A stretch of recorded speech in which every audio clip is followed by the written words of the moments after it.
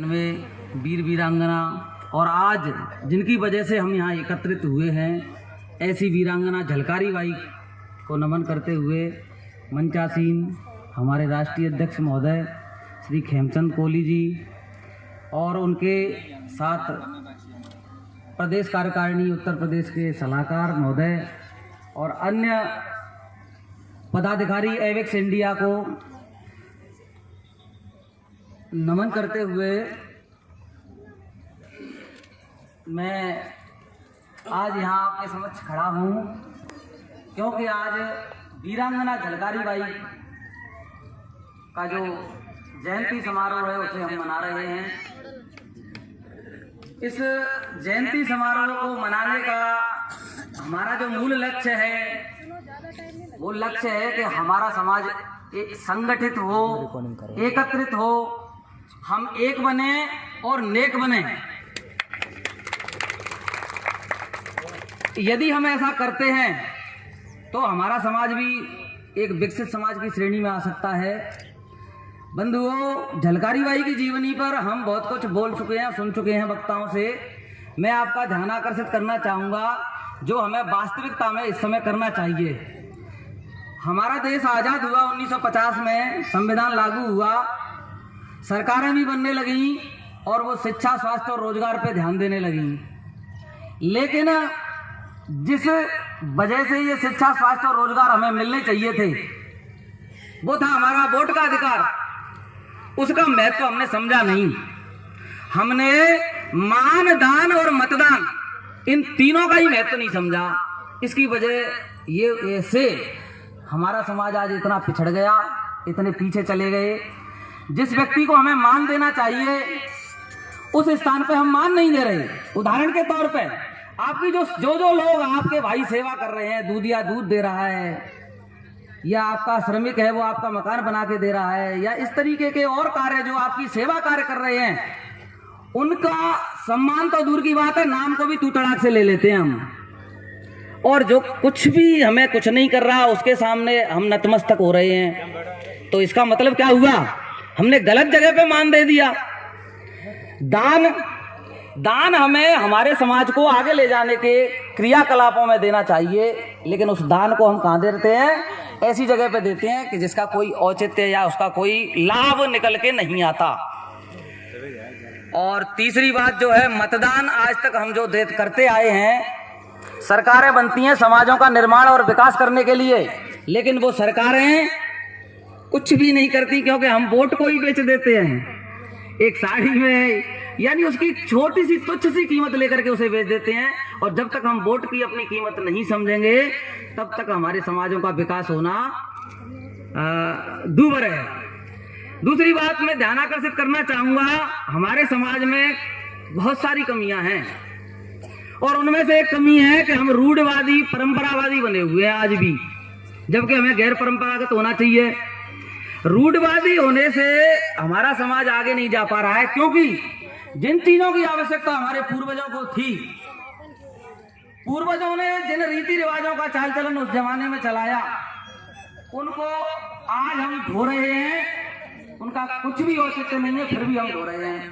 भारतीय संविधान हमें सबसे दूर ले जाना चाहता है, लेकिन संविधान को हम ना पढ़ करके, ना तवज्जो दे करके, हम तो उन धार्मिक पुस्तकों में व्यस्त हैं जिन्होंने हमें ऐसे रास्ते बता रखे हैं जिससे हमारी जेब का, गाड़ी कमाई का पैसा और व्यर्थ में ही बह जाता है, गलत जगह पे चला जाता है।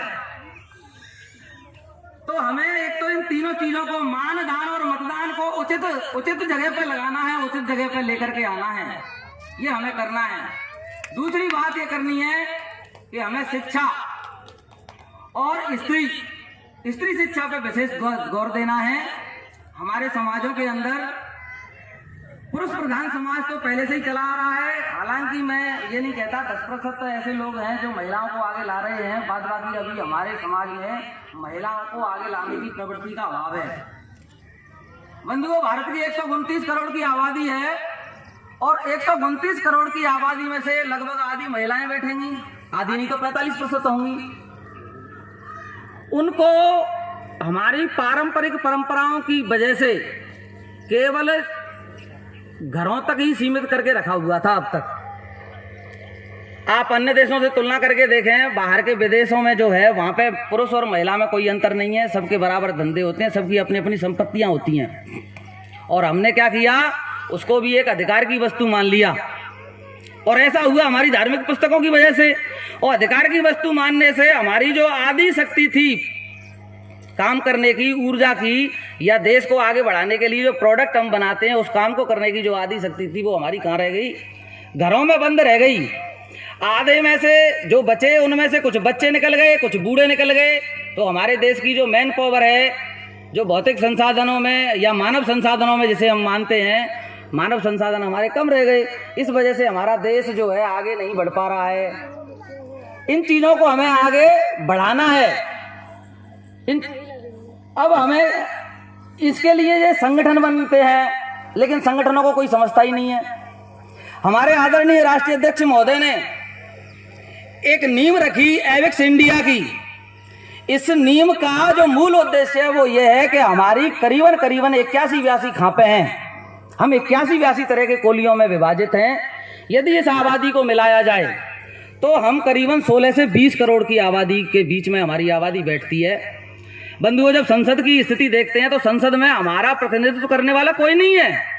और कोई नहीं होने का कारण मैं क्या बताऊं उस जवाहरलाल नेहरू के समय की, क्योंकि वो बिना वोट के ही उस समय पे प्रधानमंत्री बनने की वजह से उन्होंने इस तरीके का वो किया कि कहीं हम जनरल में पढ़े हैं, कहीं हम ओबीसी में पढ़े हैं, कहीं हम एससी में पढ़े हैं और कहीं हम एसटी में पढ़े हैं। तो हमारी एक मुहिम जो चल रही है वो ये है कि हम 81-82 खापे एक जगह आए। तो 20 करोड़ जो लोग हैं हमारे, जो कोली हैं, यदि वो अपने आप को एक समाज मानने लग जाएं तो हम अपने 4-5 लोगों को संसद में पहुंचा सकते हैं। तो कम से कम वो हमारा प्रतिनिधित्व तो करेंगे। प्रतिनिधित्व की लड़ाई हम लड़ रहे हैं। ये मैं थोड़ा सा एक अलग और परिचय बता दूं। हमारा एक भारतीय मूल निवासी संगठन है जो आपके मेरठ से चलता है, प्रकाश गौतम का। मैं उसमें राजस्थान से प्रदेश अध्यक्ष हूँ। हमारा मूल विजन उसमें यही है कि हमें अपना रिप्रेजेंटेशन लेना है। बाबा साहब ये चाहते थे और बाबा साहब ने तो करने की कोशिश भी की थी, लेकिन हमारे साथ पूना पैक्ट हो गया। पूना पैक्ट होने की वजह से हमें वो नहीं मिला जो बाबा साहब दिलवाना चाहते थे। पूना पैक्ट अगर मिलता या पूना पैक्ट के का ये नहीं होता तो हमें क्या है, हमारी आबादी या जनसंख्या के अनुपात में हमें हिस्सेदारी मिलती, लेकिन उसकी जगह पे हमें मिला आरक्षण। और उस आरक्षण पे भी तलवार लटक गई 70 साल बाद ही। आपके आरक्षण को 70 से नहीं दिया गया और आपके 2097 तक जो पोस्टें खाली हुई उनको अब एक बार में हमारे राजस्थान में तो ऐसा ही किया है, सबको एक साथ भर लिया गया। मतलब हमें ईमानदारी से वो आरक्षण भी नहीं दिया गया। हमारे लोग उस जगह को, उस चीज को समझ ही नहीं पा रहे हैं हो क्या रहा है। उस सारी मलाई को दूसरे लोग खा रहे हैं और हमारी नासमझी, हमारी अशिक्षा और हमारी आपस में टांग खिंचाई। देखिए, हमारे संगठन का जो उद्देश्य है वो उद्देश्य है हमको सबको एक जाजम पे आना है। हमको जातियों को जमात में बदलना है।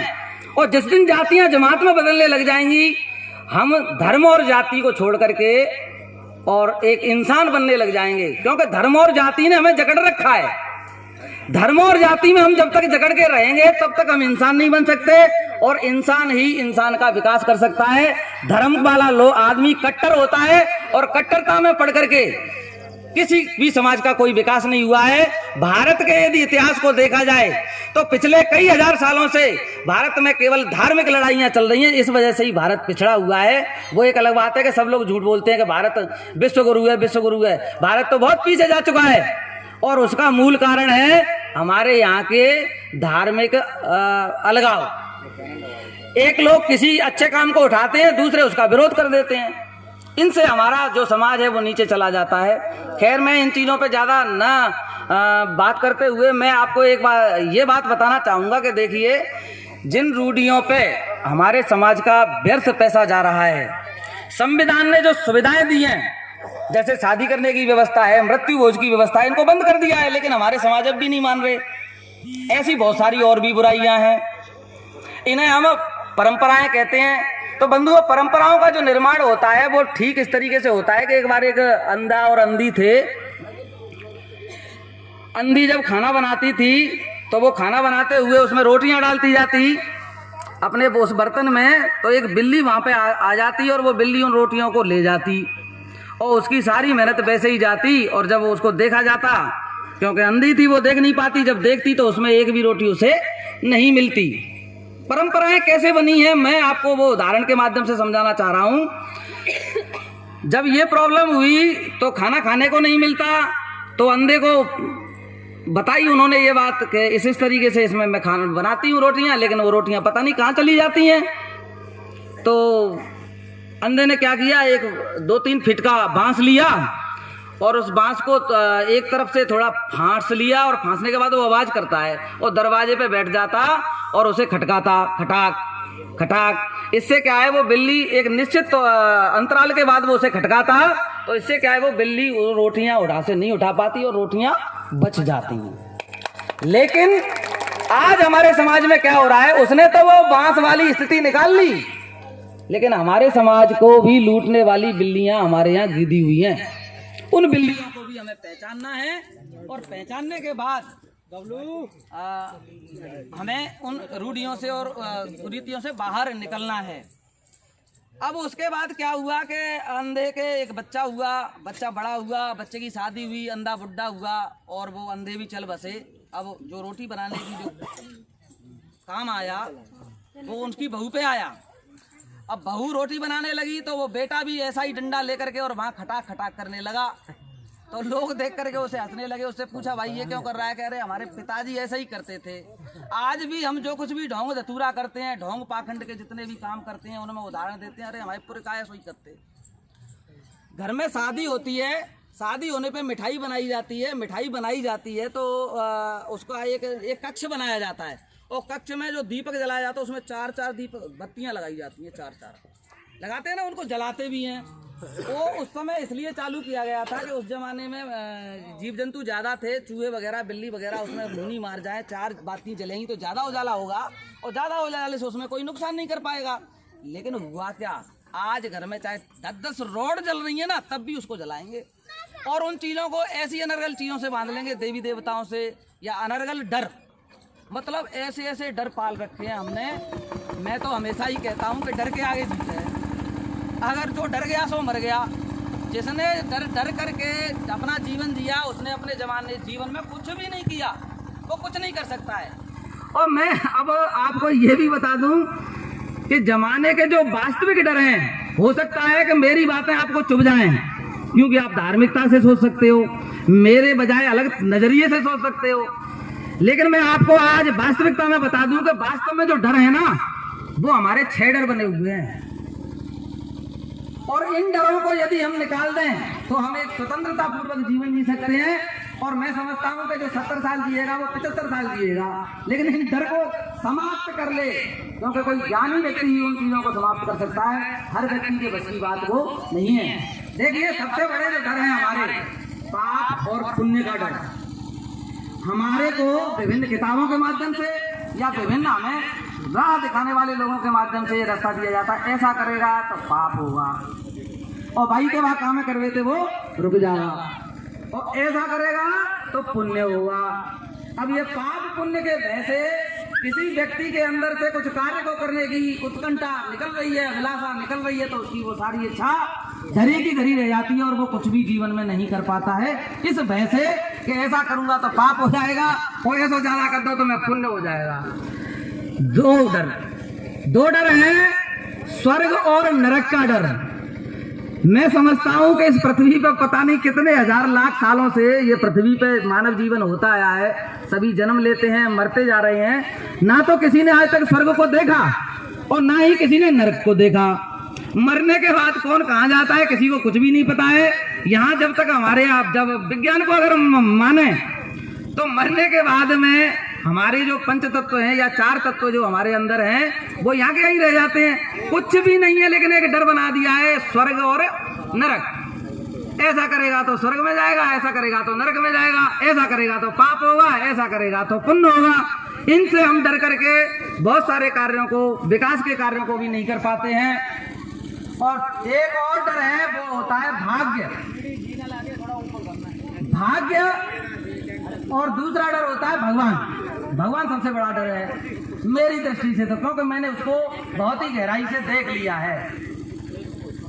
ये जो डर हैं वो हमें बहुत कुछ करने से रोक देते हैं और इनसे ऐसे रोकते हैं कि हम जीवन में बहुत आगे जा रहे होते हैं लेकिन उससे हम पीछे रह जाते हैं। तो इन डरों को हमें खत्म करना है, इन परंपराओं को हमें खत्म करना है। हमारी जो बेटियां हैं और बहुएं हैं, हमें थोड़ी सोच बदलने की आवश्यकता है। सोच बदलो, गांव बदलेगा, सोच बदलो तो देश भी बदलेगा।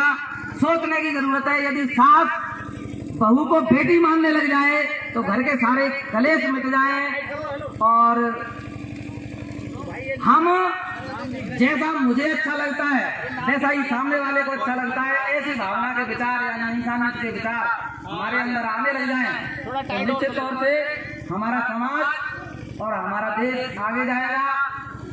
अंत में मैं तो यही कहना चाहूंगा कि वीरांगना झलकारी बाई जी से हमें ये शौर्य, उनके अंदर जो शौर्य था वो शौर्य हमें दिखाना होगा और शौर्य हम कभी दिखा सकते हैं जब निडर हो जाएंगे और निडर जब होंगे तब हमारा डर निकल जाएगा। तो डर को छोड़ो, डर के आगे जीते टीवी पर, उस पर टीवी पे वो एक कौन सा हीरो है उसका वो आता है विज्ञापन है पेप्सी का, वो ऊपर से गिरा देता है और उसको समुद्र में से ला करके वापस कर देता है और कहता है कि डर के आगे जीत है। तो डर के आगे ही जीत है और जब हम डरते रहेंगे तो हम ना तो समाज को आगे ले जा सकते ना किसी और को आगे ले जा सकते।